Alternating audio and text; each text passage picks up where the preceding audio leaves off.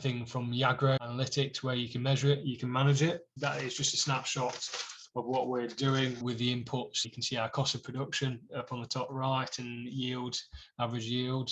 And you can see how Yagro work is that the benchmark is, for example, on the wheat, you've got the £33 a tonne at the lower point and the £90 a tonne on the high point. And the little green mark is where we sit within the cost of production with who we're being benchmarked against. So I think they've got something like 3,000 or 4,000 farmers signed up. So it gives us the opportunity to benchmark ourselves with them.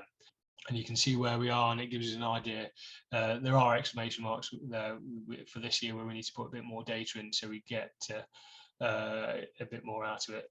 We are high on the spring barley this year. It has been a bit of a, I wouldn't say disaster, but we've got to address a few of our approaches. Apart from the spring barley, we're kind of like in the middle or lower, but it gives us something that we can work with, measure it against other people and go, where do we need to be? You can click onto the separate crops and you can see the different types of inputs and where we are. And we have our chemical input has probably increased by 14% since 2018. So some chemicals have gone down in price, but predominantly they've gone up. So we are trying to address that. And I think if you'll see from the gross margins from the last 5 years, we're trying to keep the cost of production at the same level, if not trying just to lower it and replace it with other alternatives. This is where we do the benchmarking. Forgive me, the guy in the middle with the NA, he's not put any data in as of yet. This is how we on the Yagro, how the worshipful company group is set up, and you can click on it and you can click on the wheats, and we do have a meeting a year just to talk through where we were. But and it's something to bear in mind that the different locations, they're based all the way around, everywhere around the country. So it's kind of like having that meeting gives us the opportunity to discuss the different trends and different things that we've had to combat over the season. This is this year's harvest, so it's given us quite a good indication as to where we are in comparative to them on inputs, and where we can see, and you can probably see the fertilizers drop down quite a bit, and the trace elements aspect has gone up, and this is where we've got with Avia, and I think generally just reading books and giving us a bit better idea, and doing courses, a bit better idea of where we need to be with nutrition and how to approach that. But it is very much an advice-led discussion. Yeah, and you can see here, this is a bar graph that we've got from the Yagro. It gives us a bit of an idea. So over the last 4 years where our cost of production has come. You can see on the wheat in 2020, that cost of production was high. If everyone can remember, it was a very wet back end and we only got 23 hectares in. So that's a bit of a blip, but you can see the general trend there. And the spring barley we have come up against we did get a lot fall down, and we need to address that system a little bit, and covers didn't establish very well.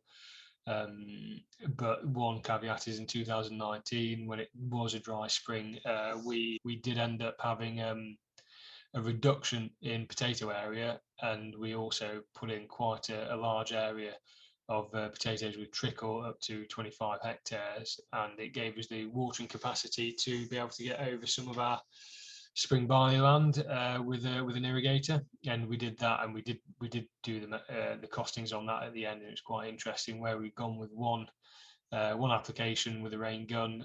We probably made about £140 a hectare out of it with the increase in yield. On the land that we did two applications, we made about £30 a hectare, because the increase didn't really come to any greater gain from the second application. But yeah, you can see the potatoes very much kind of like trying to keep it on a bit of a flat scale. And the maize, we are increasing our cost of production a little bit, and that's something I need to address in the next year or so, where we start looking at imports.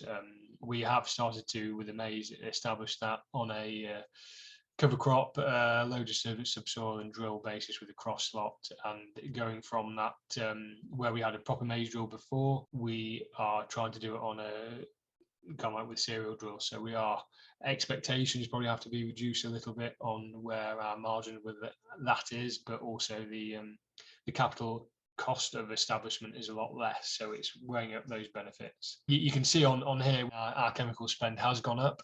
You can see the general trend on that is that we are trying to keep plateauing, and we are starting to go back up. I believe in 2022, this coming year's harvest, the system that we put in with the cover cropping, catch cropping and nutritional base, I refuse to use any TSP, MOP or DAP because the issues that's got, you're mining the ground to put it on your own land and then just watching it wash into the river if you're doing a conventional system. So I'm moving away from that and using more organic methods of digestate, cow muck. We do some straw for muck deals around the area, as well as we're looking at fibre phos and things like that. I mean, there are elements of fibre phos that aren't great, but we are looking at other kind of like rendering options and things like that, really. And if anyone's got any turkey muck or chicken litter locally, I'll always try and jump on that opportunity when it's available. And you can see with the barley as well, we 2019, where we had the opportunity to irrigate a lot, it's made a big effect, but you can see our deterioration a little bit in yield, and we have moved from what I said, a lot of growing on lighter land onto heavier land, and that's coming with its own challenges. But I think with the cost of production, what we've got, and the yield, I think this coming year we will benefit. But just going back with the wheat yields, you can see there with 8.3 this last year, that those wheat yields were ranging between 7 ton, and actually the 7 ton was on land after sugar beet that we worked down with the SL and drill with the Vardastat, while the highest yield that we got at 10.8 was on some of the heavy carbon mile land that was direct drilled after a catch crop. We only put about 180 kgs of nitrogen on it. So there's definitely the metrics there that we've got with the gatekeeper system, and looking at Yagro and benchmarking with the Wilson rate, that we are improving attention to detail and trying to reduce the chemical spend and replace that with nutrition and trying to make a bit more resilient crop. Yeah, and the barley is, as I said before, you can see 3.88, something we're going to address, but that is more down to our issue. It's not the system. And you can see the establishment, I think, trying to get the stuff to stand up properly for combining. When you look at the amount that was left on the floor this year, it's we've got to look at that growth control, be it with chemical or be it with nutrition, something like diatomaceous earth. And these are the potatoes, and very much similar trend. We are trying to use more nutrition throughout the season, and this year is going to be quite tough with the fertilizer prices the way it is, but we're adjusting our system and using additives into fermented molasses and humic acids and foliar nutrition. We are probably going to be, hopefully, if not the same, maybe a little bit lower. I think that budget is all belt and braces this year, so fingers crossed we'll come out on top with a pretty average year. With the budgeting with Wilson Wraith from 2019 to the budget for 2022. I think from going off the worshipful company and having them over and going through our work and addressing the whole business holistically on a succession, budgeting front and kind of like machinery front, one thing that came out of it was that on the first year when they came, the money that we were going to earn on the net margin of the business was actually less than what our borrowings were.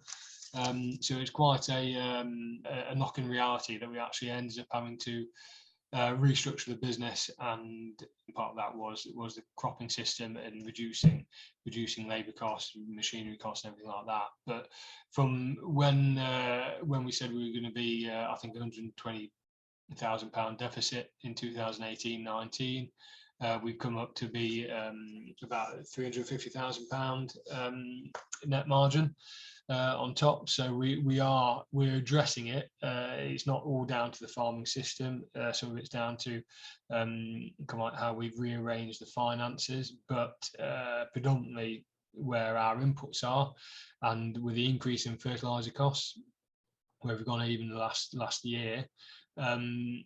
It's all becoming part of the whole holistic approach, and it's making sure that we don't subsidise a farm with other income just to keep farming. We're making sure that in the budget and how we farm, we're keeping it very separate. And if the farm isn't performing, it shouldn't be taking any money from other diversifications with properties and things like that. So it's got to stand on its own 2 feet. The focus on the farm is with the reduction in subsidisation and in the increase in the last 12-18 months of input costs is focusing on maintaining a profit and a good margin and making sure, because when it comes to succession in the future, I've got 4 other siblings, and my cousin's got 2 other siblings. They're all going to want to have a piece of the cake, so to speak, from the farm, and so we've got to make sure that our section of that running the farm is going to be profitable. And luckily, we're on the right track. And one thing the Worshipful Company taught me was that you can't do everything yourself. You're not an accountant, you're not an engineer, you're not an agronomist. And asking for help and creating the time to create the opportunities for the business going forward is that normally farmers spend 80% of the time working, 20% of the time looking at other opportunities, while I'm trying to create 20% of the time to work and 80% of the time working on opportunities. And the way I see our farming system going forward, that's an opportunity.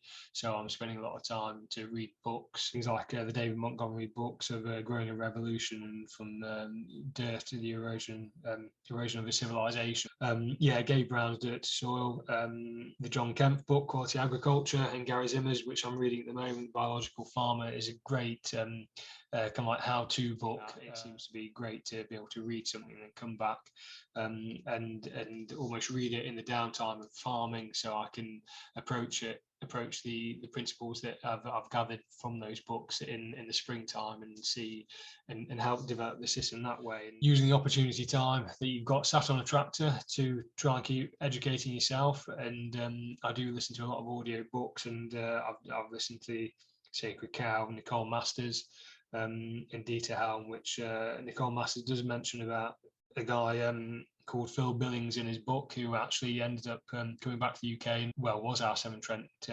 catchment advisor, which I've got to say he has been a great help and a great motivator, and he was always on the end of the phone. His background from working with Nicole over in New Zealand, and kind of like his understanding about livestock and soil health, he's just a great person to be able to go to on a daily basis sometimes. But yeah, and things like that in the John Kemp podcast and stuff like that have been a great help to address with the podcast, small bits of information over a short amount of time, and you can re-listen to it and pick out what you want. And that's what I like. Audio books is great to be able to listen to and write notes from, revisit and go through and through again and again and again. So I think I'll probably listen to the audio books probably about 6 or 7 times over the season, and it gives me that. It's almost trying to get that subconscious matter working, where I know what to do in a certain situation without having to keep referring back to a book about it.